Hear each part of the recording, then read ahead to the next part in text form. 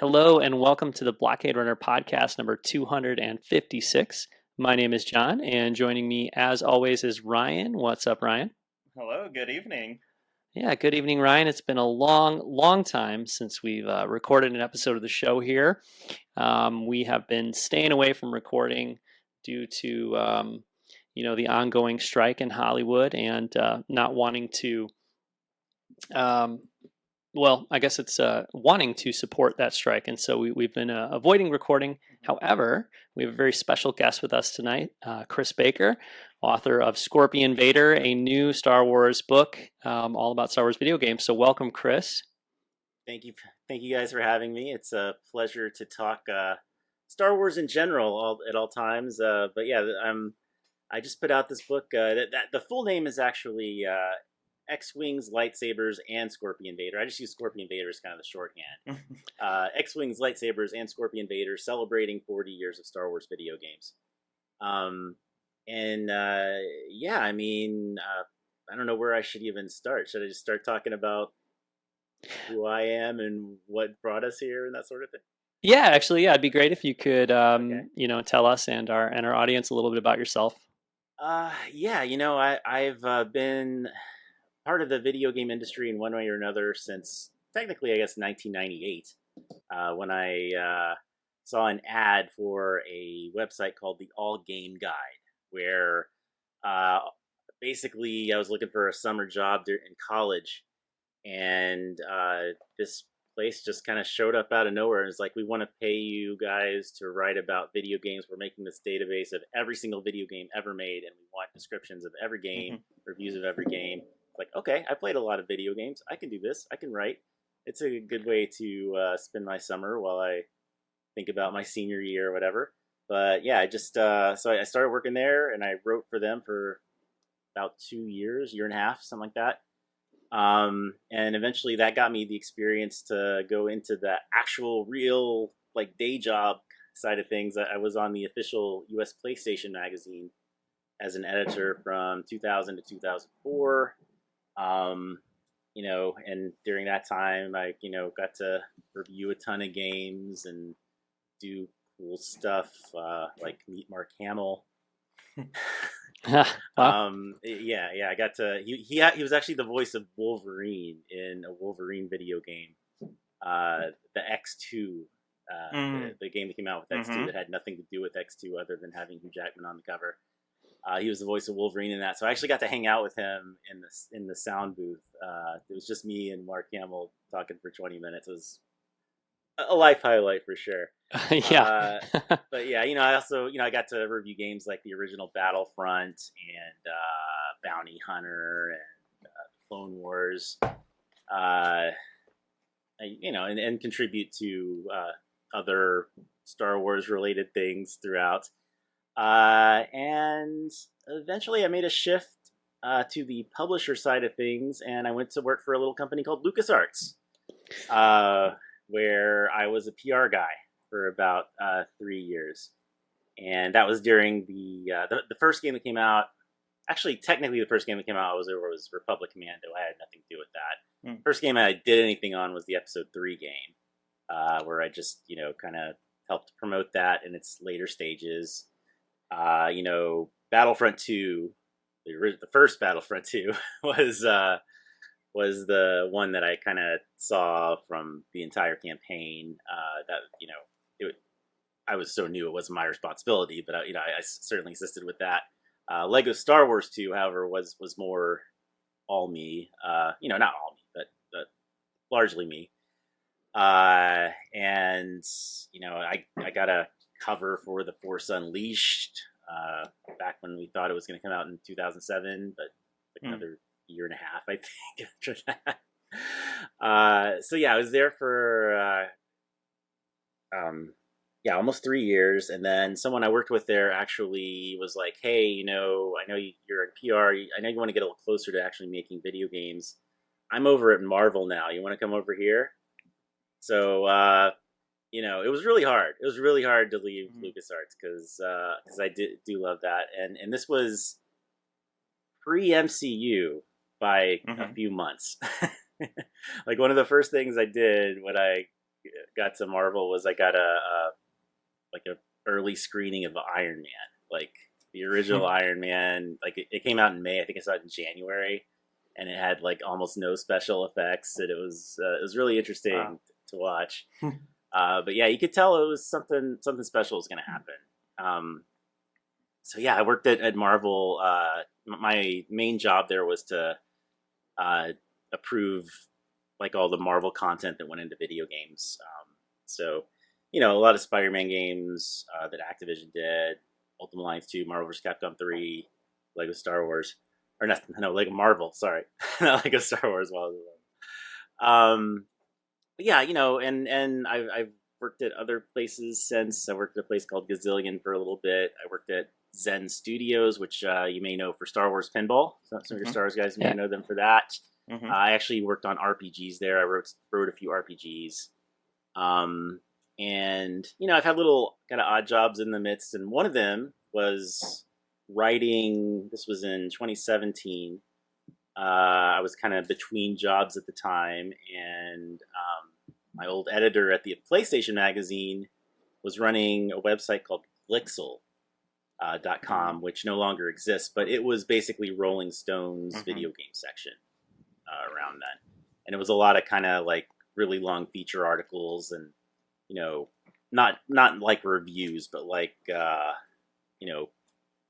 don't want to say listicle, but like a more heady version of listicles a lot of time, and so, they kept paying me to write about Star Wars video games there.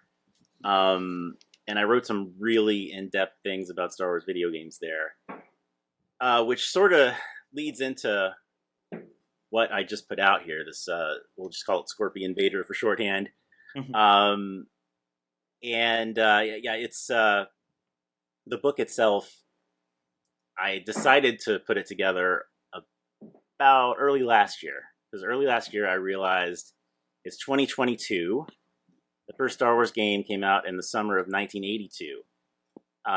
This year is its 40th anniversary, and I don't think anyone's going to actually recognize that.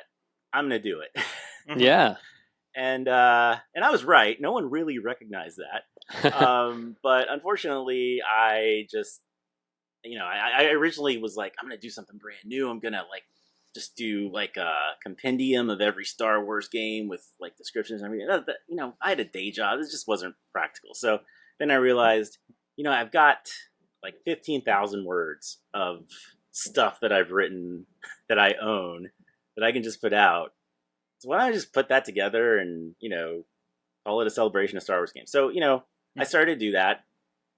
And then I realized, I have this thing that's like 40 great moments in Star Wars video games through 2017. We've had, Fallen Order since then. We've had, Battlefront 2, Squadrons, Vader Immortal, several cool games have come out since then. It's probably going to change the rankings a little bit. My own feelings have changed over the years, so that's going to change a bit. And on my own YouTube channel, I'd done some stuff that I was, I thought would make things easier. I have a YouTube channel. It's mainly about superhero video games. It's superhero.vg. You can get there. But I was going to do, for the 40th anniversary of Empire in 2020, I was going to do like a list of every Battle of Hoth in video games, because they started in Battle of Hoth. It's almost a cliche. I did part 1, which was through 1999, and I was like, okay, I'm just going to finish this. It's just descriptions of a few games, right? And that was way more work than I thought it was going to be. So things happened, and eventually the book came out. In August of this year, the 1st of September, earlier this year. So it's more like celebrating 41 years of Star Wars video games, but 40 is a little more marketable.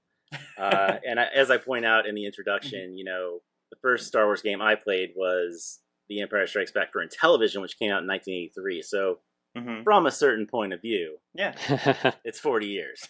Right on. Celebrating a Star Wars game. my 40 years of Star Wars gaming.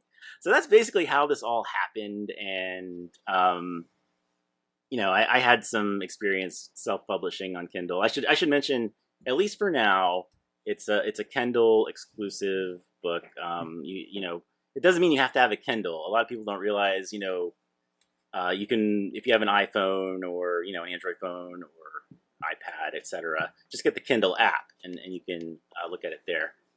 But yeah, I'm contemplating a physical release, but that actually is a lot more work than you think it is with formatting, especially with many screenshots and stuff as I have, and it would be significantly more expensive than the $4.99 that the Kindle book is. Yeah, so I don't know. Have you guys had a chance to check it out at all? Yeah, absolutely. I've been reading it the last week or two. Just finished it up today, and yeah, really enjoyed it. So, and I know Ryan, you've been reading it too, right? Yeah. So I also want to celebrate another milestone on this podcast, and that is 21 years of reading Chris Baker writing. Oh, really? Because I finished the book tonight, and then viewers or listeners can't see this if you're listening to the podcast, but I have a stack of my old official Wow, you do have a stack. That's awesome. PlayStation magazines. This is not even all of them. These were the ones I found in one box in my basement tonight before recording. I think I'm gonna cry. That's awesome. Yeah, I love seeing that. Yeah, but I was a subscriber back in the day, so I'm very familiar with your work. So. That's awesome. Thank you so much for showing me that. Yeah. Yeah, I was thinking that was a very special time. That was I mean, you couldn't ask for a better first job. Yeah. I mean, and that was this isn't an episode to talk about that magazine, but there's flipping through these old issues, it's amazing. The people from the magazine who went on to do One Up and stuff, which is a very special website for sure, and then people like John Scalzi writing music reviews in there, reviewing NoFX records and stuff in here. Yeah. It's such a cool magazine. It was a little more highbrow, than others of the time. There were DVD reviews were a thing. It was really fun flipping through. Yeah, that was again. Because the PlayStation 2 was a revelatory device in many ways because it was a lot of people's first DVD player. Yeah. So I don't know if was revelatory the right word there, but yeah, it was. Yeah, it's a big word. I'll stick with it. It revealed what DVDs actually could do to many people, including myself. That was my first DVD player. Oh yeah, it wasn't the greatest DVD player, but it certainly functioned fine for the most part. But I was reading the CDs too. Yeah. Oh, sorry. I was reading the book today actually, and I was looking at the section about Super Star Wars, and I think on the first page of the section about Super Star Wars, there's two magazine covers there, and that was I don't know. It just I was thinking about how sort of powerful and important those magazines were, in the 90s and 2000s, and that was one of my, I don't know, it's a weird thing to say, but one of my favorite moments reading the book was just seeing those magazine covers there, and it took me back to what it felt like to be anticipating and excited about those games coming out. Yeah, so the magazines you're talking about are Electronic Gaming Monthly. November 1992 had the cover of Super Star Wars. And Nintendo Power around that time also had Super Star Wars as its cover game. And it's part of the article about the 40 greatest moments. When I say 40 greatest moments, I don't necessarily mean sometimes it is a moment in a video game. In fact, number one is probably the moment you think it is. Yes, it was. Yeah. I mean, how can it not be, really? But that one you're talking about was a moment to me, which was the dark times are over. As soon as I saw, I had been reading the Zahn books. I think the first two were out at that point. But as soon as I saw Star Wars on the cover of a magazine again, it was all right, we're back in. Good things are going to happen. So yeah. But yeah, there was a time when magazines were really all we had for video game news. If you were lucky, maybe your newspaper carried, a review that usually wasn't very good every, yeah, like a weekly column or something. But yeah, it's kind of hard to fathom if you weren't around then just how like special it was to get a new Nintendo Power in your mailbox. And then, I mean, I look forward to it every day. It's like you go weeks without any video game news, without any screenshots. With you can't even imagine that today. It's everywhere. But back then, like magazines were it. Yeah, it's funny too because I still deeply love video game magazines. Obviously, I hold on to them for way longer. They are just an absolute fire hazard in my basement right now, and I'm fine with that. But I still subscribe to some magazines, Awesome. mostly out of Europe. Like I still get Retro Gamer, Retro's great magazine, and Play magazine, which is the it's the European PlayStation magazine, which I think might be the only. I guess there's like Nintendo Force here, but like platform specific magazines, like they just don't really exist anymore. I think we still have PC Gamer, but it's it's so thin. Yeah. It's like a pamphlet. It's there's definitely no demo discs. Yeah. But you're right. Yeah, I do need. see those like at like Micro Center. Right. But and so I get Play magazine, which is still like a really exciting thing for me. Sure. To like just get that in the mail. I always get it like a month later because it's being shipped from Europe and everything. But they had a Jedi Survivor cover Nice. recently, which was really cool just to get a magazine with a Star Wars video game cover. And that actually brings me to something I really like about your book. Like as of right now, like it is coming in hot. Like it is like very like it's focused on a lot of like retro stuff, but it's also acknowledging a lot of contemporary things like Ahsoka is mentioned in there and Jedi Survivor. And that just makes for, I don't know, it was just really nice to kind of see that, kind of juxtapose like the old and the new. Sure. And so I guess that's kind of my first like actual question for you. Do you still stay like on top of like modern Star Wars video games? Oh yeah, of course. More so than anything, like Star Wars and superheroes are my thing. So, I really want to play Baldur's Gate 3, but I just haven't had any time, and I have a 3-year-old that keeps me up way later than a 3-year-old should, and yeah. So, Jedi Survivor and Spider-Man 2 are going to be the games that I play this year, right? But yeah, if a Star Wars game comes out, I have to play it. I will admit I haven't actually played like anywhere near every Star Wars game. I'm well educated on them all, but there are certain things I probably wouldn't even want to admit as the quote unquote Star Wars gaming expert in terms of certain games I haven't even played or played minimally. But yeah, I certainly keep tabs on things. To me, any licensed game, I've just always been kind of fascinated with them, even when they're bad. Which, let's face it, a lot of them are. Yeah. I think Star Wars has a better track record than a lot of other ones, but there's still some not so great stuff in there.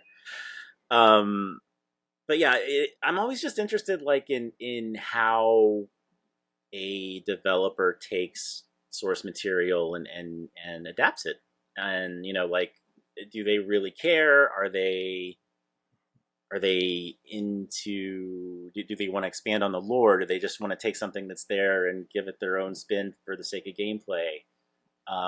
It's just really interesting to me. even if it's not necessarily fun, it's always interesting. So. Yeah, Ryan, you were just posting about Batman on NES a couple days ago, and to me, that's the first game I think of. Yeah, first, yeah, right, yeah, behind Chris there.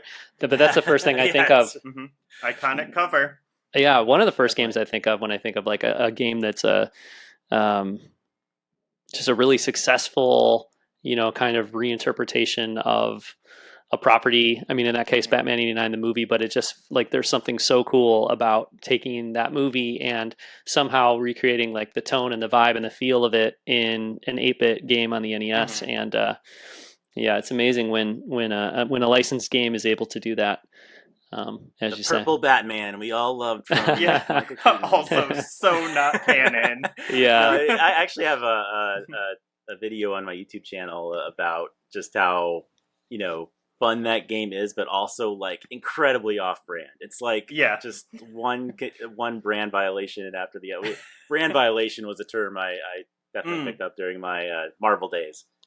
But yeah, there's almost nothing is actually on brand for Batman in that Batman game. And yet I think it captures the tone and the feel of that 89 movie really well, though. Yeah.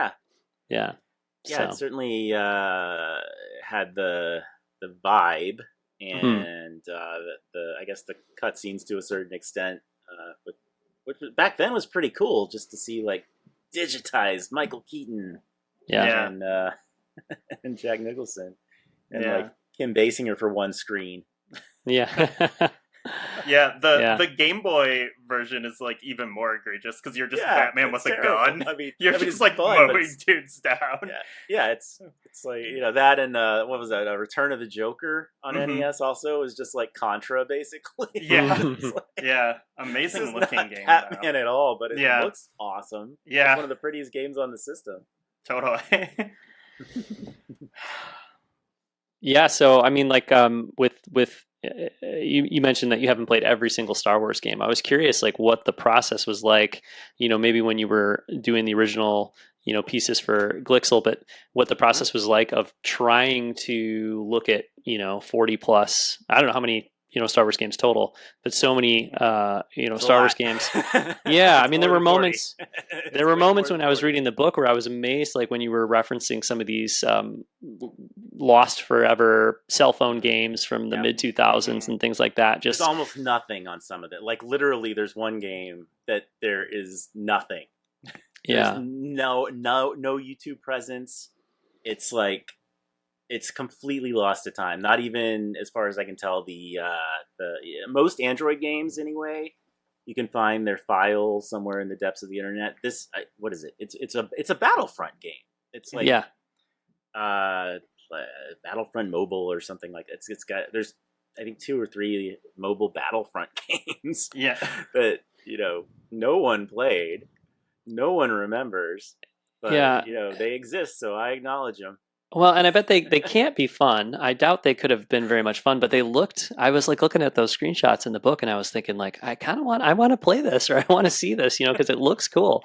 But yeah, I'm sure they couldn't have been fun. I did play the Empire Strikes Back, which was a THQ mobile game from 2007 or something. You can get an emulator, or if you have an Android device, you can sideload I think it's an APK file, I want to say. But yeah, I played it on an emulator, and it's actually cell phone games are better on a computer because of just the tactile nature of a keyboard is better than a flip phone. Yeah, yeah, I would think so. Yeah. So that's how I played that, and it was incredibly simple, but it looked okay for what it was, I guess, and I didn't hate it. Was that the top-down shooter one? Empire Strikes Back. I think I just put the Hoth level in book, but it does have more scenes from it. So that was like, I wouldn't call it a shooter. It's more like an avoider because you don't actually shoot. Okay, because that would add too much complexity to the cell phone game.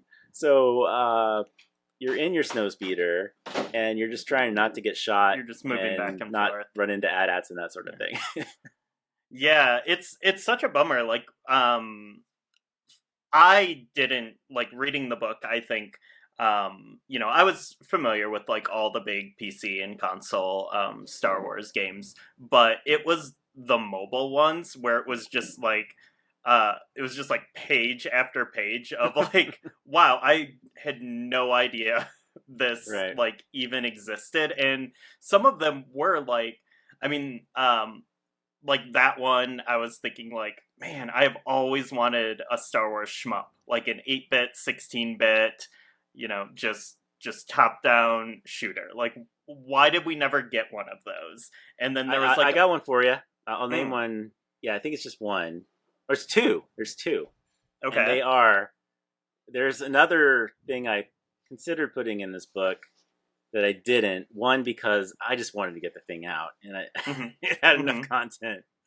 Two, because I wanted to be mostly positive, and this is decidedly negative because it is a video on my YouTube channel called "You've Never Heard of the Worst Star Wars Games Ever," and I'm guessing you. Let me know if you have. Okay. I don't think so. 1987 in Spain, and only Spain, for a console called the MSX, which came out in Europe and Japan. Konami, yeah. There were, from a company called Walther Miller. It's like Walter with an H in it. Walther. Walther Miller. A very Spanish name. Yeah. Okay. But a company called Walther Miller put out 2 Droids games and 2 Ewoks games. Oh, wow. Okay. They're basically carbon copies of each other. There's like a Droids game and an Ewoks game that are both kind of a memory kind of a thing, like the game Memory. Yeah. It's like that. That's the game, and you have to. Your reward is revealing like an MS Paint style picture of the droids or Wicket. The Wicket one is especially awful because half of the picture, and I'm not kidding here, half of the picture, the top half of the picture, is Sky. And they don't show it, and it's just from his torso up, so it's not even like his full body. But the other 2 are shooters. They actually are shooters. Okay. Really bad, basic shooters. The Droids one is called the White Witch. Do you guys remember Droids at all? Do you remember the cartoon? What the White Witch was? The White Witch was... I had to do the research. I don't remember it either, so don't feel bad. But the White Witch was their speeder, like comparable to Luke's speeder in the original movie. And it didn't... In the show, it had no weapons. It had no guns. But in here, it's like, it's like the Vic Viper from Gradius or something. It's like just blasting things away. And then the other one, a little more on brand, I guess, is your Wicket with arrows, like shooting. Okay. The Dandelion Warriors, which was one episode of the TV show. Okay. So. Yeah, those games are not actually mentioned in the book. Not every game is named in the book. Part of me wanted to do like just a list, but I just had enough content. If I want to do a list, I could really do just a list and make that its own book and have screenshots and stuff like that, and that might be something I do eventually. But yeah, those are the. There's some controversy, or I don't know. We can't completely confirm they're licensed games, but I think they are because they were in a magazine. They had like an ad in a magazine with the copyright Lucasfilm Limited 1987. I think they were licensed, and apparently Droids and Ewoks were huge in Spain for some reason. Wow. Yeah. Well, I know you said they're not good, but I kind of want to check those out. I don't know if they're. I would just recommend looking at my video, honestly. I got almost all of my information from a translated Spanish website. Oh wow! Okay. Wow. There are YouTube clips that I kind of put together, but there's not many YouTube clips. Yeah. And those games are the most expensive. Also, they're like $1,000 a piece. Oh You wow. can't even find them. Yeah. So I have a near complete collection of Star Wars games. It ain't gonna have those. Yeah. Right. What was that process like of putting together a nearly complete collection of Star Wars games? I mean, it's Very ongoing, unfair I to a normal guess. person because I worked at LucasArts, and one day my boss said, this is our marketing closet full of extra copies of games. If there's anything that, there's just multiple copies of that we're not promoting anymore, just, feel free to take one for yourself. So I did. And that's probably half, maybe not even half, maybe like a third. It is a great head start, though. It's the kind of, I would not have started this quest to get every Star Wars game if I didn't have that head start for sure. Mm-hmm. But then, yeah, like I think I decided I wanted to go for it like in 15 or 16. Mm-hmm. And, I started hitting retro gaming conventions and just eBay. Retro gaming conventions are more fun than eBay, but, sometimes eBay is just easier. Mm-hmm. And, if I saw something at a decent price, I would just get it. And, it wasn't like I got them all at once or anything. It was a gradual thing. Mm-hmm. There's just a few that I'm missing other than that one. And a couple just got lost along the way. So I have to reclaim my copy of Flight of the Falcon, which isn't worth it, really. But I have to say that I own Flight of the Falcon. You ever play that one? It's a Game Boy? Advance. Game Boy Advance, yeah. Yeah. Not good.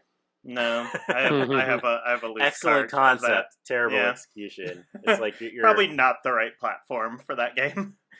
Yeah, it was ambitious, I guess. Yeah, but, that turns into like 12 frames a second.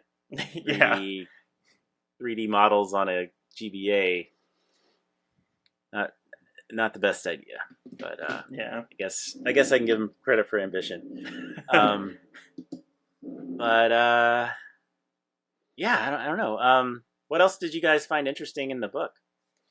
Well, there's a few things I have in my notes. Some things that made me very happy to see was a little bit of love for the Star Wars Kinect game. Sure. Which is it's a great story.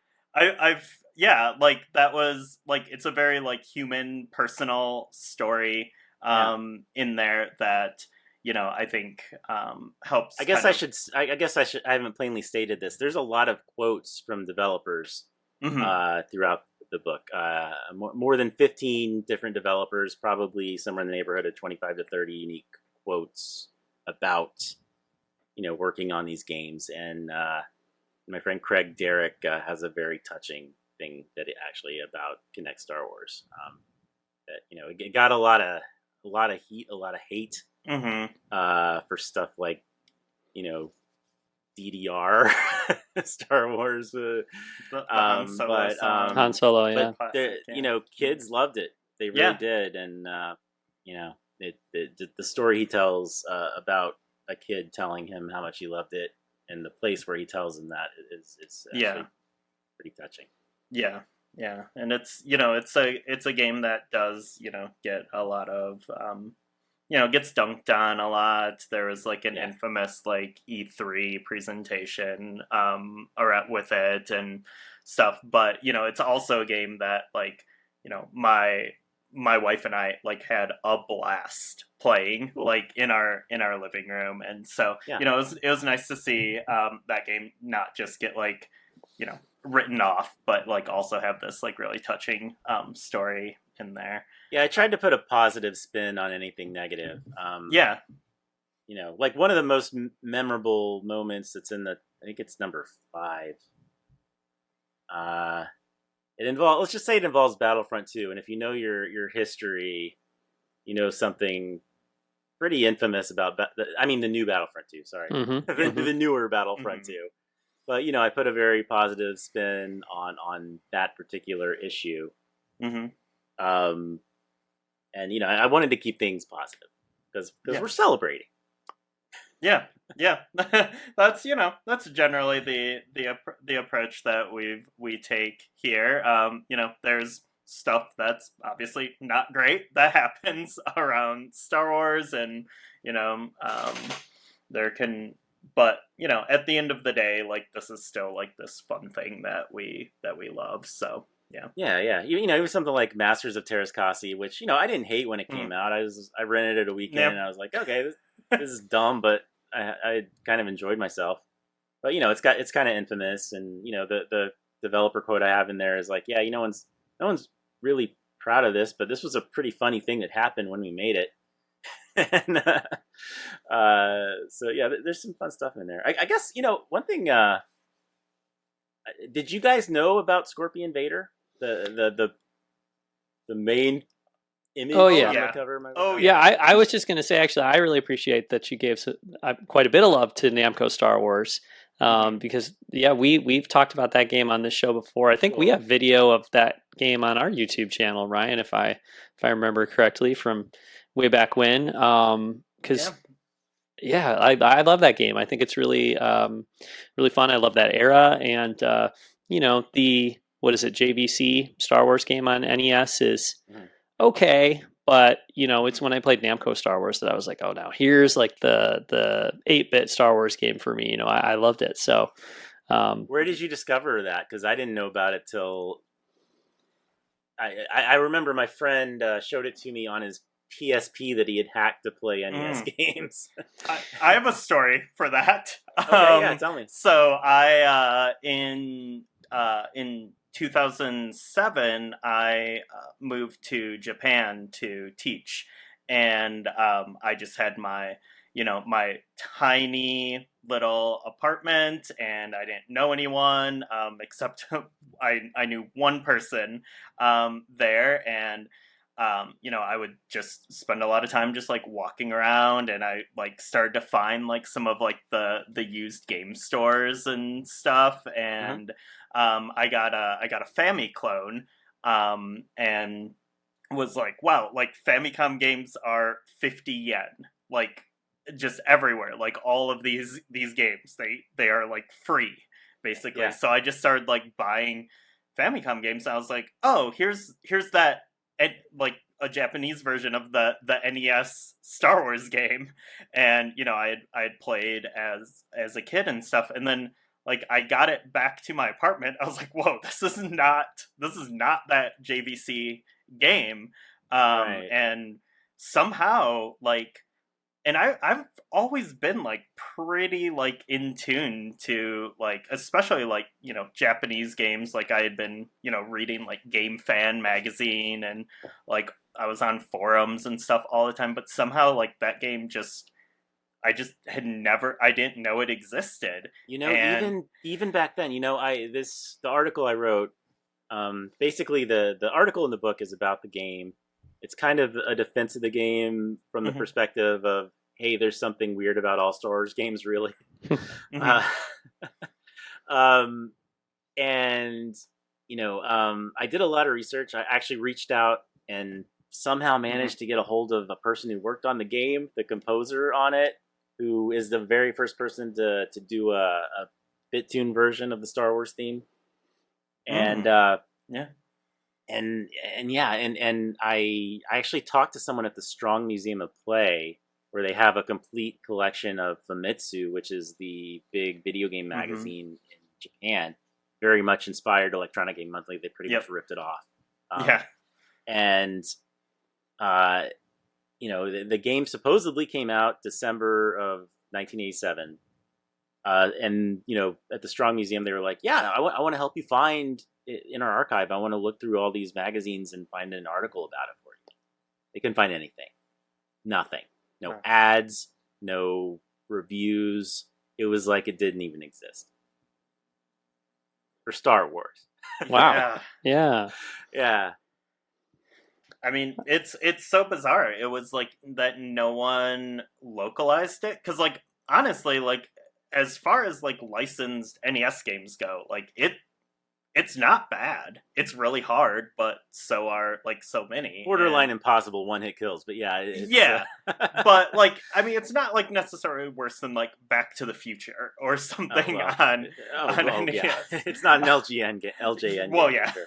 But like I'm so surprised that it didn't get localized, but also like I think Namco at that time had like a pretty challenging relationship with Nintendo for a while there, and like the Tenjin games and all of that happening. So yeah, it's just one that like slipped through the cracks, and even like it wasn't really like one of those like infamous like games that got kind of popular because of emulation or anything, stuff like Zero Wing or whatever. But I don't know, somehow it like just completely like escaped me until I actually found a physical cartridge and like put it in a machine in Japan, and then I was like, wow, this exists. Like,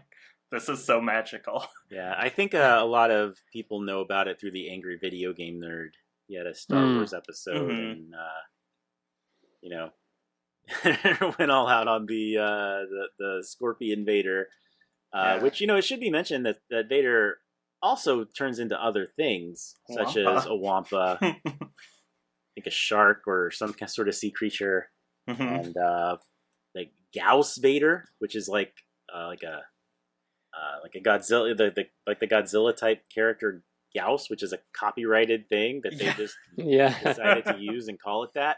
A different era.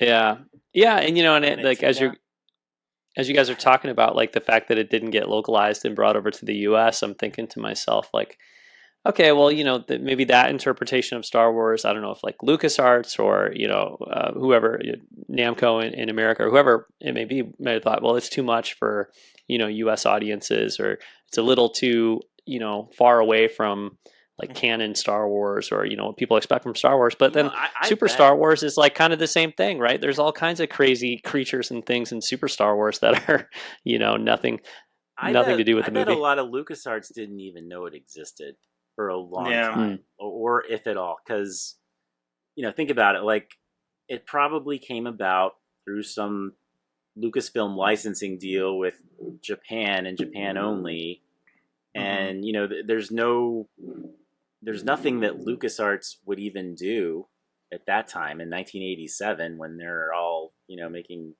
not even at Monkey Island yet, like a Maniac Mansion era, I guess. They're not there for brand assurance or anything like that. So it was probably just, I imagine the MSX Spain games were the same way. Like someone reached out to Lucasfilm and there wasn't much going on. So like, okay, yeah, sure, give us some money and do whatever you want.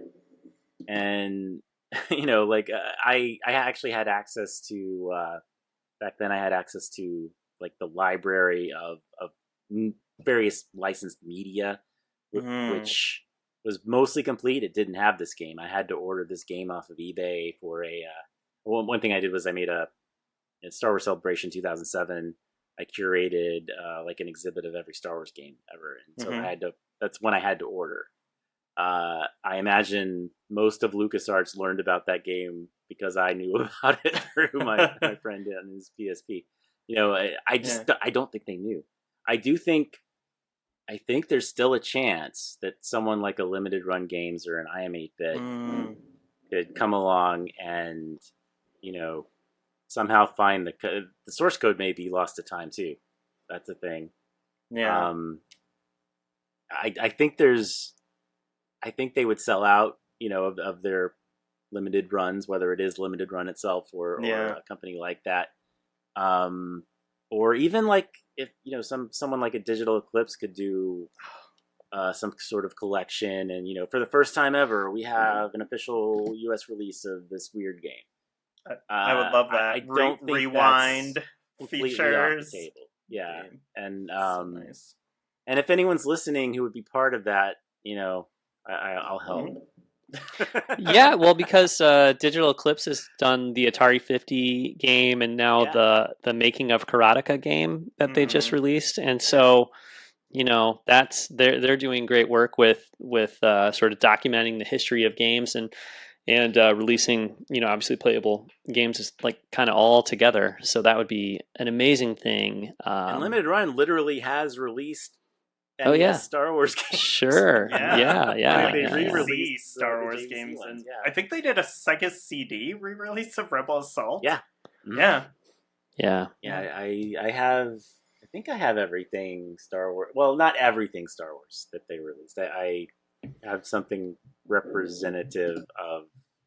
They came in a cool box. Yeah, that's what it was. That was my rule. Your exhibit of the history of Star Wars games, was that Celebration 4? Yes, Celebration 4. LA John, 2007. Were you at Celebration 4? I was at I was at the booth. Oh, I was there too. Yeah, nice. I was there at Celebration 4, but I was there. Well, maybe, although I was there for, I think, less than 24 hours. Myself and Ryan and I's mutual friend, Dan, we flew in like Friday night on a red eye, went to the show on Saturday, and then we tried to fly back Saturday night, couldn't get on the flight, and then flew back Sunday morning. So it was like a super quick trip in. So I don't remember all that much about Celebration 4, unfortunately. It was such a whirlwind kind of. Days from the red eye doll. Yeah. I remember meeting Robert Watts at a book signing, and that's like, and just being there, but yeah. So, but I was fascinated, looking at your piece about setting that up here in the book, and I hope I went. It sounds awesome. I hope I was there. Yeah, and it was 2007. We didn't really have a whole lot going on at that point. We'd announced The Force Unleashed.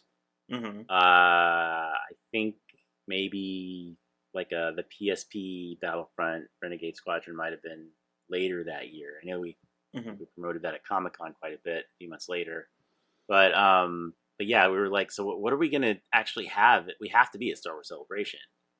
So I was like, I'm the lowly PR guy. Like, I got an idea. It's the 25th anniversary of Star Wars games this year. And then we did. I didn't focus as much in the book on this one, but just for people listening, the last chapter is Memoirs of a LucasArts Alumnus, which was basically a blog entry I did when I left that I expanded on a little bit. But it's just some fun memories I have of being there. One of which was putting these exhibits together. In a Comic-Con, I did a 25 years of LucasArts, which also happened to be the same.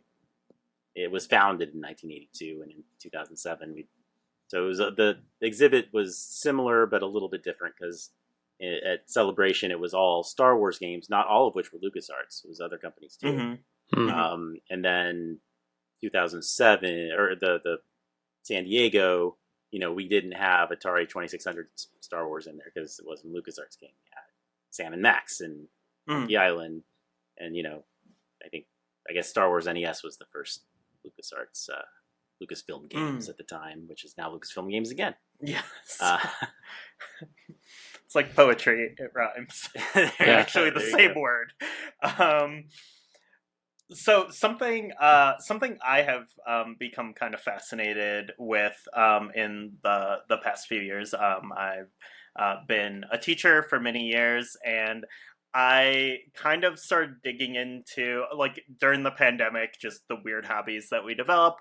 I built in like an old Windows XP PC, and I started digging into the Lucas Learning games. Oh, nice. Do you have any familiarity with those at all? Just a moment. I will provide you a visual. Yes. We got DroidWorks, we got Pit Droids. Hoping to see some Gungan Frontiers here soon. Hold on. Well, let's see. Jar Jar's Journey. Just a big stack. Oh, there they are. Wow. Yeah. Okay, a more complete collection than I have. Let's see. Yes. This right here, the secret. Ooh. One of the rarest Star Wars games you can find. I paid like $80 for it. It is the most I paid for anything in my collection. Wow. Star Wars Math Jabba's Game Galaxy. You can get it as a jewel case edition for like $5 on eBay. Yep. But the big box version, which I of course had to have for my collection, is apparently was only available through LucasArts.com back then. So if you ordered it online, you got the big box version. But if you went to Best Buy or whatever, it was always just the jewel case by itself. So hopefully I just drove up the value of my copy of Jabba's Game Galaxy. I am going to make sure I go on eBay before this episode airs. No, I waited online it took me 3-4 years, I think, to get that. Wow. Or to pop up on eBay. I was in a bidding war with somebody, and then a month or two later, I just happened to run into him on Reddit, I think. And it's like, oh, wow. And he was like, "Oh, you're the guy who outbid me for Jabba's Game Galaxy." And wow. Because he has an even bigger Star Wars. He gets like every SKU, like across the board. I'm good if I have, if they're identical versions. Like if it was PS2 and Xbox, I can just have one or the other. I'm fine with that. Yeah. But he's got to have them all. And he eventually did get a copy for like $30, I think, because he didn't have any competition, because we were like the only two people in the world with this eBay. Well, yeah. Yeah, I mean, I had pretty good luck with the first few of those, like Activity Center, Gungan Frontier, I think. I was getting... Do you have the second release of Gungan Frontier? Which... Mine is a green box one. Well, this is green, but it's also the yellow. Oh, it's the more uniform branding. Yeah, no, I have like that too. Android works. The other one. They have later releases for those who aren't seeing this. The first few games had their own different look, but they had like a uniform kind of yellow box as the Lucas Learning games started coming out. Jar Jar's adventure book, I think, is one of the highlights, actually. Yeah, I'm a big fan of Activity Center. The where there's like a Mad Libs section that's neat. Voiced by honestly, Ahmed Best. I haven't played more than Jar Jar's. I think that's the only one I played. Yeah. Back when I worked for that website, they actually sent it to me to review. So I reviewed that game. Nice. 1999. Yeah, I do want to, it was like a pandemic project that I eventually got like sidetracked on and then just sort of fell off. But one day I would like to really kind of go deeper into it, because I feel like it was a really cool initiative. George always had an interest in education and, just broadening the minds of children. And, it's something I, really love. And do you remember the LucasArts Learning game that really wasn't educational at all? Super Bombad Racing? Yes. Yep, the last one on PS2. Yes. Yeah. Yeah, it's a sad way for the line to go out, but fascinating history though. There's all these little rabbit holes you can go into when you look at this stuff. It's fun. Even the bad stuff is fun. That's what it. I don't know. I just love that kind of stuff. We don't want to take up too much more of your time. It is getting late, but I think for me personally, when I was reading the book, the biggest kind of revelation was I had no idea how popular Galaxy of Heroes was. Oh my god, it is humongous. Yeah. It's like $1 billion game. It's the most played Star Wars game ever. I have no doubt. Probably several times over. You think everyone has played Knights of the Old Republic? No. Everyone has played Galaxy of Heroes. Yeah, and it's just wild as a console and PC gamer, and I'm someone who doesn't really play mobile games, stuff like that just kind of exists in my periphery, and but really there's a massive audience. I don't know anyone who plays it, but obviously people do. It's amazing. Yeah, it's the kind of thing that if you do play it, really don't talk about it much, I guess. I mean, I played it a little bit when it came out. I played it a little again for some screenshots for this book. But yeah, it's an interesting premise, actually, because it finds a way for, you to use characters throughout the canon and even legends in some cases. I think now they throw in some legends characters, and it still fits within the canon because it's not them really fighting. It's almost a hollow chess kind of thing in the canon. It's like people gather at a cantina and you have your legendary characters fight each other. It's clever, but it's also, if you want to be good at it, I think it's pretty expensive.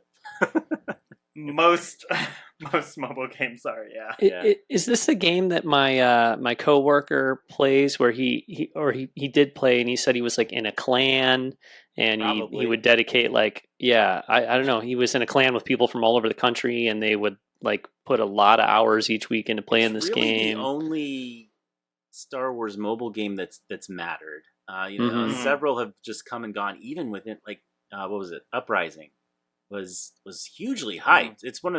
It may be the most hyped mobile game I've ever seen, because it came out in 2015. I think it was part of the Force Friday, bonanza before Force Awakens, and it was the first game in the new canon. Okay. And it took place, I think, after Return of the Jedi. Yeah, I think it took place shortly. I never really played it, but it was basically Diablo with Star Wars. Do you think it's not fantasy or anything, but you would think that combination will work fairly well. But it didn't even last. It might have lasted just a year. It was a year, if that, and then it's gone forever. Can't play it. I played for a little bit. I played a game called Commander. I think it's just called Star Wars Commander. It was like every brand has, Simpsons Tapped Out. There was an Avengers Academy, I think it was called, and we were all kids. But it was SimCity-ish almost kind of thing. And yeah, that only lasted a year. And then there was a game called Force Arena that I think lasted 3 months. And yeah, it's crazy how just Galaxy of Heroes is just kept chugging. It's still super popular, or downloaded and making money. And it came out. Yeah, it's been out 8 years.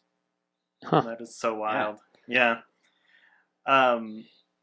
Another question I had for you was, when you were, I guess this has kind of been a journey you've been on for a while, playing all these Star Wars games. But once you were starting to kind of go beyond just the stuff that you would pick up at release or rent as a kid, and you were really researching this, were there any games that you came across that you besides just oh, I'm going to play this for, 10 minutes, get some screenshots, get an idea and move on? Were there any games that you discovered and were whoa, this rules, and then spent a lot of time on? Oh, wow. I feel like there is, but I can't think of it. Maybe if I look at my collection.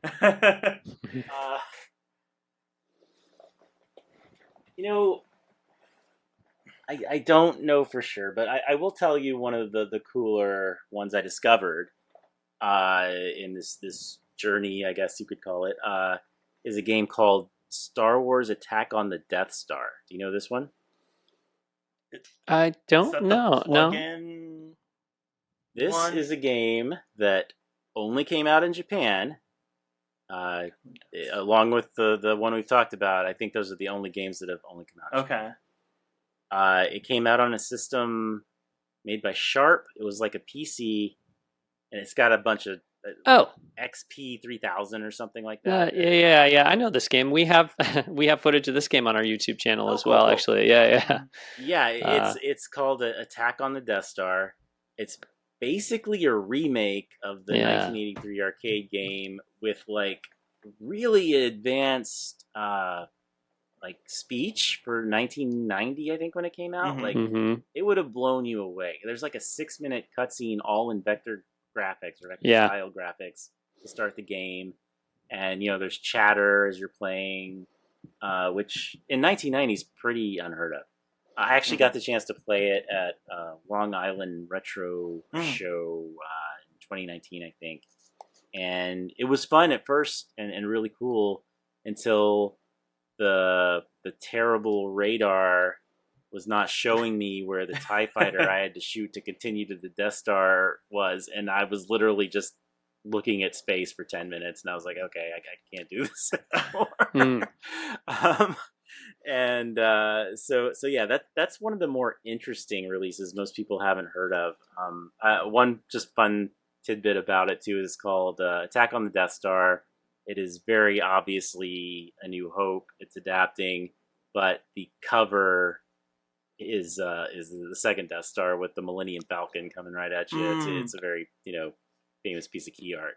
Probably not that Death Star. Yeah, that game is super cool. I just played it on an emulator. Nice. So yeah, but I know at the is it the Long Island? So what you said, Long Island Retro. Yeah, I think I've heard Jeremy Parrish talk about people, showing up there with like the whole Sharp X68000 setup, like the monitor and the speakers, and the sound is great. And I'm looking here, and is amazing on that. Yeah. And it looks like Yuzo Koshiro did the music for this X68000 game too. Yeah, Attack on the Death Star. So yeah. So I'll have to go back and check that out. I have a Mister. I don't know if you're familiar with that, Chris, or not, but yeah, I have not actually dabbled with one, but I'm certainly familiar with what they are. Yeah. So and the Sharp X68000 is on there, so I could get a more authentic experience playing that game. Give it another shot. Yeah, so one of these days I'll get around to one of those. But I have most of the analog stuff. I have the Pocket, and whatever the Genesis and Super Nintendo ones are called. I have those. Mega SG, Mega ST, and nice. Super NT. Yeah, Super NT. Yeah. Yeah, I want to get a Pocket sooner than later, but we'll see. They're nice. Yeah. You want to jump on that because they just discontinue stuff on a whim. Sure. Yeah, and then they are ridiculous on eBay.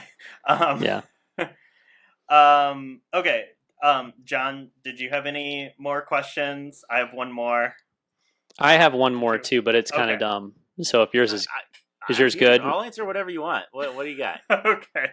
Do your dumb one first, John. I want to know, what's it like to get soda at the same fountain machine as George Lucas? What's that like? That's a good one. Yes, there is a point in the book where I talk about George Lucas encounters. There was a moment when I worked at LucasArts where he and I were both at the soda fountain at the same time, and you're mainly just like, keep your cool. Yeah. Yep. Don't say anything stupid, so I don't say anything at all. And then you're regretting that you didn't look to see what he got. I got a Coke. He must not have gotten Coke. It might have been, I don't know, Sprite or something, a few nozzles down. But Well, I was reading about that moment in the book, and I was thinking, I was wondering to myself, I wonder, do they tell you guys okay, leave George alone, don't talk to George? Is there some kind of No, they don't tell you anything. Everyone just kind of knows. Okay, yeah. You don't want to be the guy who's bugging the Gotcha. Yeah, it was so weird. I think I mentioned this. I didn't see him that many times, but when I saw him, it was at ideal moments. When IGN came to visit LucasArts, George Lucas showed up. When my uncle just randomly showed up, from my uncle from Texas came to California on a trip and was like, hey, I'm at the campus right now. You want to say hi? Okay, yeah. Oh, look, there's George Lucas. Wow. There's my coworker, George Lucas. This guy it was funny how that worked. No. Okay, well, I have a comment and then a question. Sure. So one other thing I loved about your book, you mentioned your friend, also our friend Alex Kane, who wrote the boss fight books, Knights of the Old Republic. That was such a last minute addition. Yeah. Oh yeah. I mean, it was reacting to the scorpion that appears in in Survivor. Oh yeah, which actually does look a lot like Scorpion Vader. So I was like, is there a chance that's a reference? I don't know. And then I put that on Twitter, and he responded like, "OMG, those antenna or something." And yeah, like, oh, wow, that's actually a good point. Like the. Mm-hmm.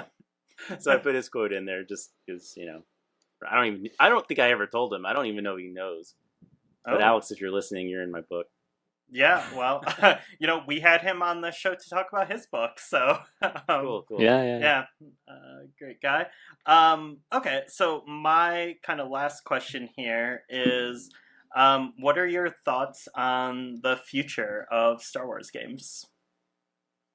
I think it's really positive. I really like what I'm seeing. I Jedi Survivor ended with some really interesting stuff for Cal. I'm not sure if I'm totally on board with how they executed that gameplay wise. I don't want to get into spoilers, but I think if you I haven't finished it yet, so but it's going to make for some really interesting stuff. And I kind of hope, and I think they might do this. I kind of hope they might go in a Jedi Knight kind of direction where maybe like the way you play determines the actual fate of Cal Kestis. Does he fall to the dark side?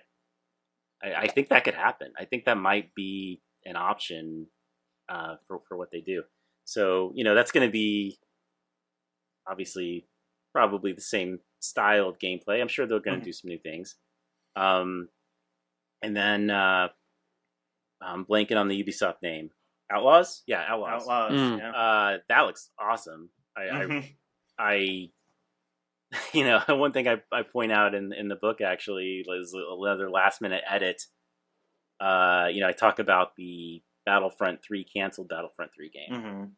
And its whole big thing was that you would be able to go from the land into space, with no transit. I mean, but just seamlessly, right? That's the word I'm looking for.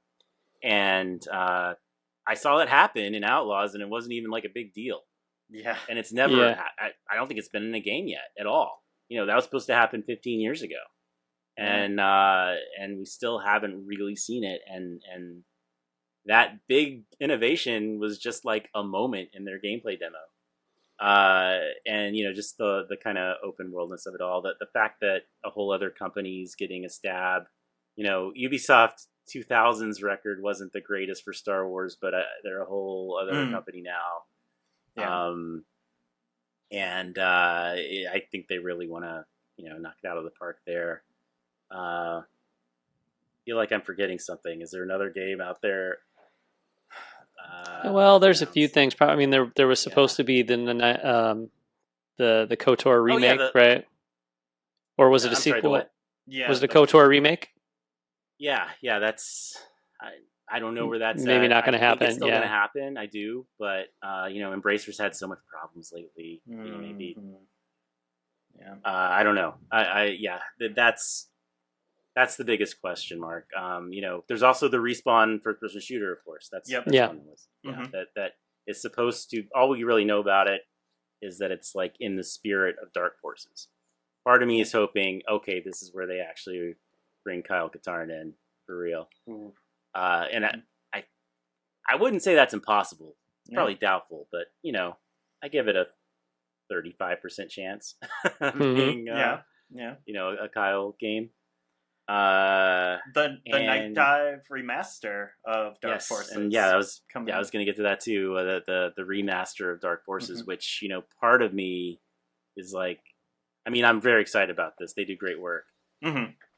Part of me is also like, man, if they really wanted to, they could all maybe have two versions of the game, and one is like just a straight up remake or a remaster, and then another is like they just completely change the words, change the dialogue, change the on-screen text, and you have a new story that fits in canon and introduces Kyle Katarn. You obviously can't have him getting the Death Star plans, but maybe he's getting something else that pertained to that. I thought you were going to say maybe like Jin Urso or Cassian or something. I think that would make sense for a like a skin for sure. Yeah, it wouldn't surprise me if they did that. Not that you need a skin in a first-person shooter anyway, but sure. Yeah, that'd be interesting too if they found a way to make Yeah, you can't really, but we don't really know the story behind the Dark Troopers that were in Mandalorian, right? Like you could involve like Moff Gideon, like a younger Moff Gideon, getting that program started. Man, I really want this now that I think about it. You're willing it into existence on this episode. Can I will into existence the one thing though that I really when I say what this is, it might actually shock you. There has never been, outside of adaptations, like, adaptations of movies, and outside of adaptations and like the occasional spin-off level in Battlefront 2 or something, there has never been an original story starring the original trilogy characters. Yeah, that's true. Yeah, that's a great point. Yeah. Can you believe that? I mean, I realized that a couple years ago, and it's just like how has that happened? There's no Luke Skywalker game. There's no. Yeah. I guess Flight of the Falcon technically is a Han Solo game. It doesn't count. I know that there actually was a pretty serious pitch for a Han Solo game at LucasArts back in the day, but that did not materialize. That's probably the closest we've ever come.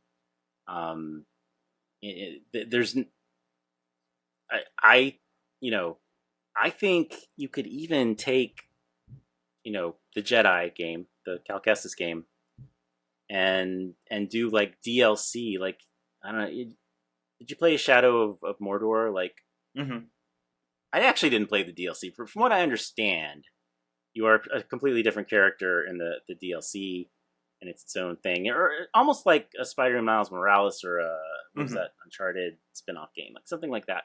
You like a smaller thing, yeah. And I think a really prime story you could do is Leia in the 1 year that she trains under Luke, right after Return of the Jedi, because that gives you the chance to develop, your character in an RPG fashion or whatever, and she beats him. We see her beat him in a lightsaber duel, right? And Rise of Skywalker, like that story would be an awesome game. Right? Yeah, maybe you're Luke a little bit, but it's mainly a Leia game, right? And just like Luke, you got to think he does cool things. You read the comics, and there's all these canonical stories. Like, why can't they do that in games? That is like if I were running things at Lucasfilm Games, like. It blows my mind there hasn't been a Luke Skywalker game or a Han Solo game or a Leia game or something. Yeah. Or even really a Rey Skywalker game, like the star of the most recent, saga movies. They never really, it's all adaptations, and ridiculous Battlefront confrontations. Right. Well, she did fight Darth Maul that one time. Yeah. Yeah, I mean, there's so much potential. My personal dream is still a Dr. Aphra game. I don't know what that would be. Like maybe like Metal Gear Solid. I don't know. But maybe I think like Mass Effect. It would be like Mass Effect. Lots of dialogue choices. I mean, she's morality. Lara Croft, basically. Yeah. She could be. Yes. Yeah, I mean. I hate just like slapping characters onto something that already exists, but yeah, I mean, like Indiana. It's funny, like Indiana Jones for a while there was doing Lara Croft games, like Infernal Machine. I think, Emperor's Tomb not quite as much, but it was like, Indiana Jones very clearly inspired Lara Croft, but when it came to games, eventually Indiana Jones was inspired by Lara Croft. Yeah. My pitch that I keep making on this show is an 8-bit or 16-bit style Star Wars game that would cost them about $50 to make, in comparison to these other games that they're producing, and it's like it would be so exciting. I think. So I mean, okay, here, yeah, way back at LucasArts, sitting in marketing meetings where we were like, okay, what is our pre-order bonus going to be for Force Unleashed? I was like, what if we did Super the Force Unleashed? Oh my god. Oh. Yeah. Like, and I won't say it was really seriously considered, but I think it was like a 2-minute conversation of like how that's really kind of out of scope, but it's a cool idea. Mhm. And ever since I think, yeah, like yours, I'm glad you said that, because if you go back, I've got tweets dating back to like probably 2015 of being like, they need to resurrect Super Star Wars, The Force Unleashed. Yeah. Mm-hmm. And the thing that made those games so fun was just how ridiculous they were. Like, they follow the plot, but the first level you fight a Sarlacc pit. Yeah. Right. Like, what? Yeah. The kid like rises for the. Yeah, they're just ridiculous. You need to embrace the ridiculousness of it. Mm-hmm. The gameplay could be comparable, even better, obviously. Yeah. And yeah, like those would be cheap to make and would make a lot of money. They Yeah. really would. Exactly. I mean, and there's been big successes lately, like the new Ninja Turtles game, I think was a huge hit. Yeah. Streets of Rage 4 was a big hit. Yeah. They just announced a Rugrats game that's going to be done. Oh, really? Like in a Rugrats game that's going to be done in an 8-bit style. Toxic Crusaders. There you go. Yeah. And I don't know, like when I think it was Force Awakens when Disney Infinity was big, or maybe it was like Rogue One, but it was in that time frame, and I remember just like having a lot of fun and being really excited to play the Star Wars content in that game, just because it was like, there's something coming out around the time of the new movie. I'm like all excited and hyped up for the new movie, but that wasn't really a game that I necessarily wanted to play all that much, but it was like, well, I'll play whatever the new thing is. So it's just, I guess what I'm trying to say is it seems like a relatively low cost way to market stuff that like is gone now, and it bums me out. Like, there was a Platoon game for the Nintendo Entertainment System. I mean, they used to put out a game for everything. Yeah, I know. And obviously the quality was not usually all that great for licensed games, but yeah, they could make a great Star Wars game and it wouldn't cost a lot of money, and it's like, that just to me just feels like such an untapped opportunity. And I'm keeping my fingers crossed for that all the time. It's entirely possible. In my own time, I have completely mapped out what the Force Awakens Super game would be. Yeah. Yeah. That is entirely possible. Oh, man. There are 19 levels, and you start out. Your first boss is the thing that pokes its eye up out of the sand. Kojima, the thing that says Kojima.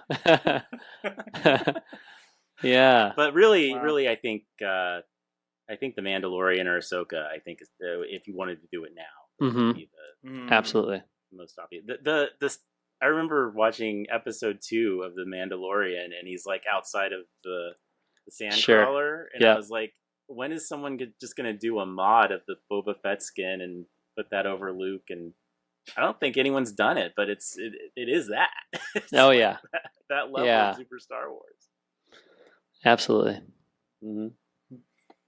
Oh, can I say one thing about? I listened to your last episode, and you guys talked about the 32X Star Wars game. Oh yeah, and you also kind of just glossed over the fact that you had access to the actual arcade version of that game. You guys need to appreciate that, because that game is so rare. Yeah, I saw it once in my life. I saw it at a Minneapolis airport, I think, when it was brand new, and I was like, oh, this must be what the 32X game they're coming out. I don't think it was out yet. And this must be what it's based on. I thought it was an original game, but it's based on this. I'm sure I'll see it around again someday. Yeah. Never seen it. Yeah. So. Well, I'm close to Chicago and the Galloping Ghost Arcade, so I'm pretty lucky in that way. And there's a lot of great Star Wars games there. And unreleased and stuff. the Willow game. The Willow game, it was out of order the last time I was there. The Willow arcade game, but cool. Yeah, I've never seen that in arcades either. And that is, I have played that through Maine, but there's also a. Does Galloping Ghost have the Starfighter arcade version? This exists. I've never seen it. The PS2 Starfighter? Yes. No, they don't have that. The PS2 game as I think there's like a motion element to it too. Oh, wow. I've never actually seen that. Yeah, I just stumbled across this, and there is footage of this particular. I think it's called Tsunami. Is like the actual like system that it's in, and there were different games, but they took the PS2 game Star Wars Starfighter and they adapted it to this, and it's like a truncated version of that game that fits this arcade system. And I just wonder if it exists anymore and if anyone can play it or has played it. Wow. I think I was on Moby Games or something, and then I came across this, and it's a true rarity and obscurity, maybe even more so than those mobile Battlefront games. Yeah. Wow. Definitely gonna keep an eye out. I love that. I love that game on PS2. Absolutely. Wow. Yeah. Okay. Well, I think we're gonna wrap up the episode here. So, Chris, thank you so much for sharing your time with us here tonight. This was awesome. I really ever since you dragged out that stack of PlayStation magazines, I knew I was in the right place. I knew I'd win you over with that. If you were going to dip in the first 15 minutes, that secured this full session. Yeah, don't fumble the mags. Okay, so Chris, can you do you want to tell us one more time sort of the what the book's all about and where people can find it and that kind of thing? Yeah, it's called X-Wings. X-Wings, Lightsabers, and Scorpion Vader, celebrating 40 years of Star Wars video games.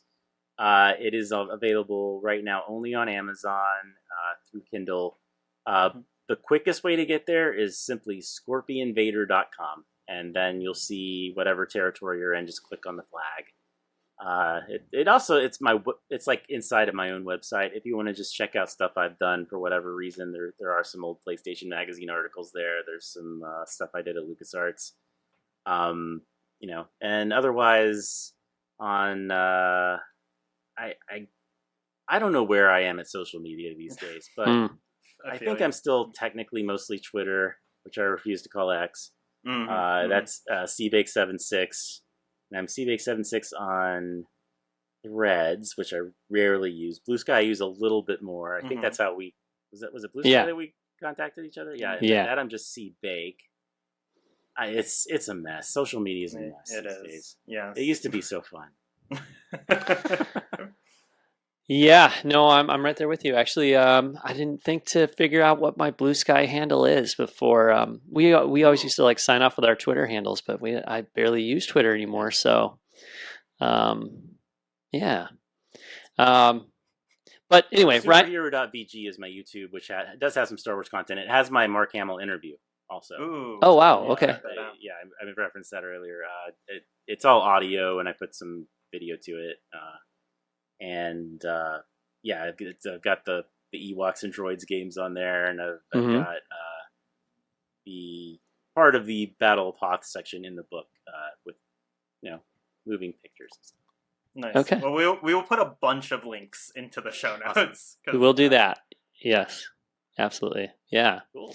And Ryan and I both read the book, both recommend it, and highly. Cool. Absolutely. If I could ask too, if anyone who buys the book, if you like it, if you could please leave a review, that helps algorithms and such. Preferably 5 stars would be nice. I feel like if you're going to read this book, it's a 5-star book if you want to read about Star Wars video games. Yes. Yeah. And actually, when does this podcast go up? It just depends on how long it takes me to edit it, but I would say within the next 48 hours, we'll say. I will let your audience know that September 27th, which is my birthday, through September 30th, the book's going to be free on Amazon. So if you go to Amazon, if you go to scorpionvader.com between the 27th and the 30th, my birthday present is allowing you to have the book for free. If you do that, please leave a review. Yeah. That's all I ask. For sure. Yeah, but also just buy it. It is worth $5. Sure. Obviously my wallet would appreciate that if you wanted to plunk down the $4.99. Right on. Cool. All right. Well, thank you so much again, Chris. We will be back soon with another episode of the Blockade Runner podcast, probably focused on Star Wars video games, based on how things are going. See where the strike's at. Yeah, exactly. Yeah. So until then, you can find all of our previous episodes, videos, blog posts, etc. at blockaderunnerpodcast.com. If you want to reach out to the show, you can email us, blockaderunnerpodcast@gmail.com. Ryan and I are both on Blue Sky.